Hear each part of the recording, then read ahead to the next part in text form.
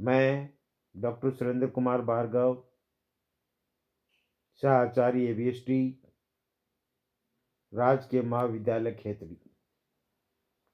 My dear students, आज cost counting में अपन नए अध्याय के बारे में चर्चा करेंगे, जिसका शीर्षक है ऑपरेटिंग कॉस्टिंग मेथड, परिचालन लागत निर्धारण विधि।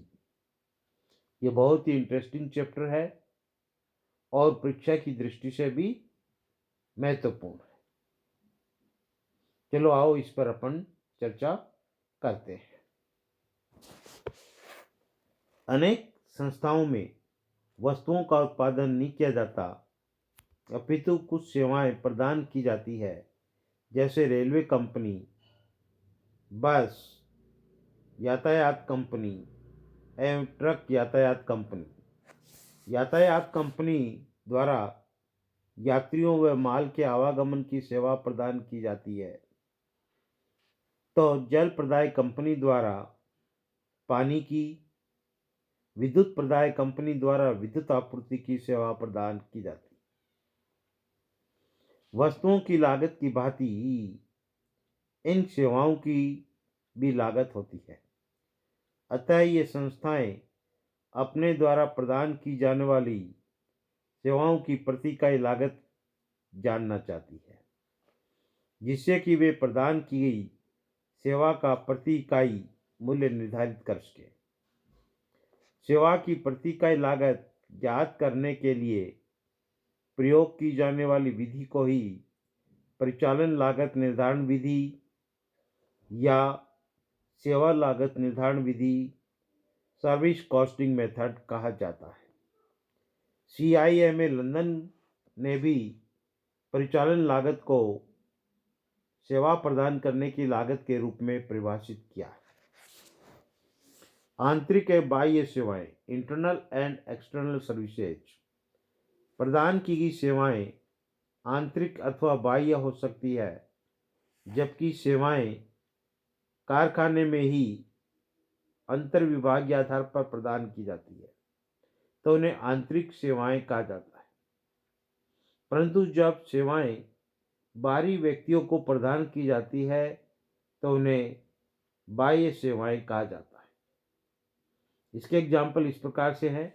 कारखाने के स्वयं के शक्ति गृह से गैस या बिजली की पूर्ति करना, कारखाने में कैंटीन से भोजन आदि की व्यवस्था करना, बॉयलर गृह से भाप की पूर्ति करना, ये आंतरिक सेवा के उदाहरण हैं।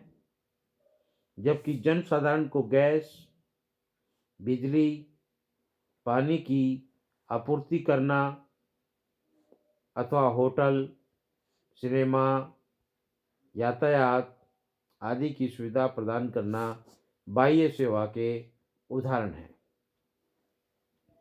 परिचालन लागत निर्धारण विधि इकाई लागत निर्धारण विधि का ही रूप है। CIMA लंदन के अनुसार परिचालन लागत निर्धारण विधि का प्रयोग वहाँ किया जाता है जहाँ किसी संस्था अथवा संस्था के लागत केंद्र द्वारा प्रमापित सेवाएं प्रदान की जाती। वर्तमान समय में व्यापार एवं उद्योग के स्थान पर सेवा प्रदान करने वाले उद्योगों में अधिक लाभ हो रहा है। अतः परिचालन लागत की गणना करने का महत्व स्वतः ही बढ़ रहा है। परिचालन लागत की गणना करने के पश्चात उचित लाभ का प्रतिशत जोड़कर परिचालन सेवा का मूल्य ज्ञात किया जा सकता है। अनेक संस्थानों में सतत रूप से विभिन्न प्रकार की सेवाओं के लिए निविदा मूल्य आमंत्रित किए जाते हैं, जैसे स्कूल बस के लिए सेवाएं। अतः निविदा मूल्य निर्धारण के लिए भी परिचालन लागत निर्धारण का विशेष महत्व है। परिचालन लागत निर्धारण के बारे में जानते हैं। परिचालन लागत निर्धारण करने का कार्य अनेक चरणों में पूरा किया जाता है। अंतिम चरण में परिचालन लागत पत्र तैयार करके सेवा प्रदान करने का प्रति इकाई मूल्य निर्धारित किया जाता है। इस उद्देश्य से सर्वप्रथम इस प्रकार के कार्य के लिए परिचालन लागत की गणना करनी है और उनकी प्रकृति का अध्ययन किया जा सकता है। तो पहले लेते हैं नंबर 1 पर अपन प्रदान की गई सेवा की प्रकृति। Nature of service provided. सेवाओं की प्रकृति को ध्यान में रखते हुए विभिन्न प्रकार की सेवाओं का वर्गीकरण इस प्रकार से किया जा सकता है। पहला, परिवहन सेवाएं। नंबर 2, विद्युत, पानी एवं गैस आदि की आपूर्ति संबंधित सेवाएं। नंबर 3, होटल एवं आवास संबंधी सेवाएं। नंबर 4, कैंटीन एवं मनोरंजन सुविधा संबंधी सेवाएं और अन्य सेवाएं। अन्य सेवाओं में सिनेमा, अस्पताल, पुस्तकालय, सड़क मरम्मत, रास्ते में प्रकाश व्यवस्था, चार्टर्ड अकाउंट्स द्वारा प्रदान की गई परामर्श सेवाएं आदि सम्मिलित हो सकती। नंबर 2 पे है आपका परिचालन व्ययों का संग्रहण, कलेक्शन ऑफ ऑपरेटिंग एक्सपेंसेस। परिचालन लागत की गणना करने के उद्देश्य से विभिन्न प्रकार के व्ययों का संग्रहण किया जाता है। यदि सेवा प्रदान करने से पूर्व लागत ज्ञात करनी हो तो भूतकालीन अनुभव एवं व्ययों की प्रकृति को ध्यान में रखते हुए व्ययों का अनुमान लगाया जाता है। नंबर 3, परिचालन व्ययों का वर्गीकरण, क्लासिफिकेशन ऑफ ऑपरेटिंग एक्सपेंसेस। परिचालन लागत ज्ञात करने के उद्देश्य से सभी प्रकार के व्ययों को स्थिर व्यय एवं परिवर्तनशील व्यय में विभाजित किया जाता है। यह विभाजन प्रदान की गई सेवा की प्रकृति पर निर्भर करता है। नंबर 4, परिचालन इकाई की गणना। ये इस अध्याय में इम्पोर्टेंट टर्म है, जिसके बारे में अपन जान रहे हैं। प्रदान की गई सेवा की प्रति इकाई लागत ज्ञात करने के लिए लागत की उचित इकाई का चयन किया जाना चाहिए। उचित इकाई का चयन कार्य की प्रकृति एवं लागत ज्ञात करने के उद्देश्य पर निर्भर करता है।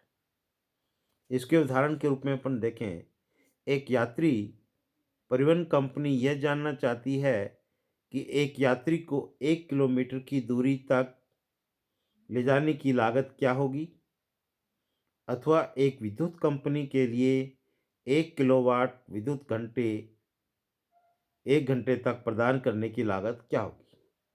यहाँ पर क्रमशः लागत इकाई प्रति यात्री किलोमीटर व प्रति किलोवाट घंटा है। तो लागत इकाइयाँ देखो 2 प्रकार की होती है, एक सरल इकाई और दूसरी मिश्रित इकाई। पहले लेते हैं अपन सरल इकाई। सरल इकाई की गणना करते समय केवल एक ही तत्व का ध्यान रखा जाता है। जैसे शिक्षण संस्था के लिए प्रति छात्र एवं परिवहन कंपनी के लिए प्रति किलोमीटर अथवा प्रति टन किलोमीटर। तो ये सरल इकाई है। फिर आगे चलते हैं अपन मिश्रित इकाई या संयुक्त इकाई। संयुक्त इकाई से तात्पर्य लागत की 2 इकाइयों को मिलाकर बनाई गई इकाइयों से होता है। अर्थात संयुक्त इकाई के निर्धारण में 2 तत्वों को शामिल किया जाता है।